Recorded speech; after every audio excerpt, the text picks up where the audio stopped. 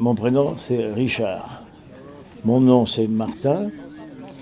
Et je suis un saltimbanque.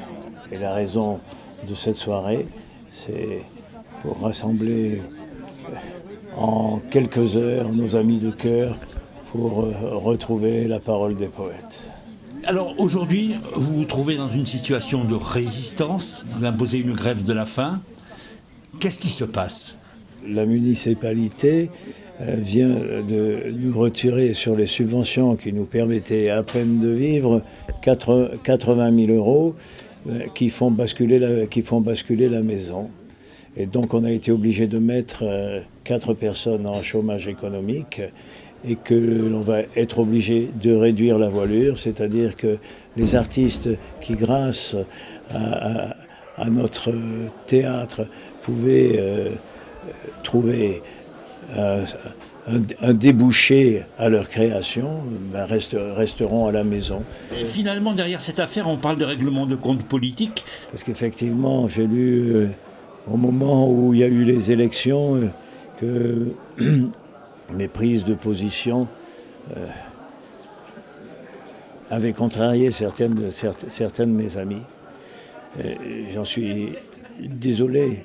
Je suis désolé aussi parce qu'ils n'ont pas assez de perspicacité, car en ce qui me concerne, moi, mon mouvement est cohérent et je ne suis pas en désaccord avec moi-même. Et pourquoi on ne fabriquerait pas des choses formidables ensemble ? Pourquoi on serait des ennemis ? Parce qu'à un moment donné, on s'est retrouvés face à face à des élections. Qu'est-ce que c'est que cette démocratie-là ? Je ne peux pas l'imaginer. Donc je refuse les représailles. Et je pense que c'est un malentendu et que quand ils comprendront tout l'intérêt qu'ils peuvent tirer de cette aventure, eh ben, on compagnonnera ensemble. Alors, si jamais demain on me chasse d'une façon ou d'une autre, mais je pense que ce ne sera pas possible. Si jamais ça existait, on partirait avec Julos Bocarne, avec Paco Ibanez, avec Bedos de Vos, Barbara, avec Félix Leclerc, avec tous ceux des quatre coins du monde qui ont fait vivre cette maison. On déserterait à notre tour et ce serait à nouveau dans ce quartier le plus misérable qu'on a voulu mettre sous la lumière.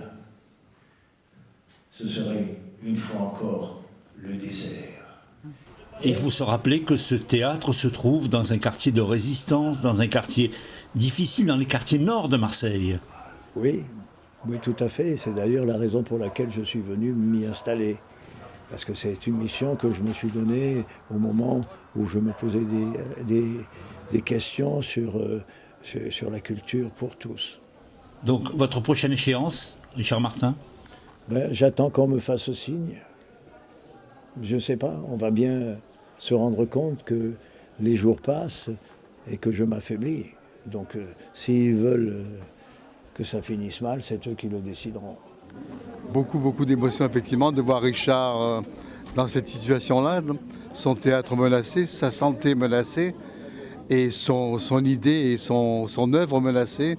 Donc on est tous enfants de cette maison, on s'est nourri de tout ce que les gens ont apporté dans cette maison, et de le voir souffrir comme ça, pour nous, finalement, pour nous, c'est dur, et c'est dur.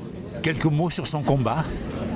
C'est un beau combat qu'il mène depuis 50 ans, un combat qu'on partage, il l'a dit, amener la culture populaire dans un endroit menacé, déshérité, abandonné.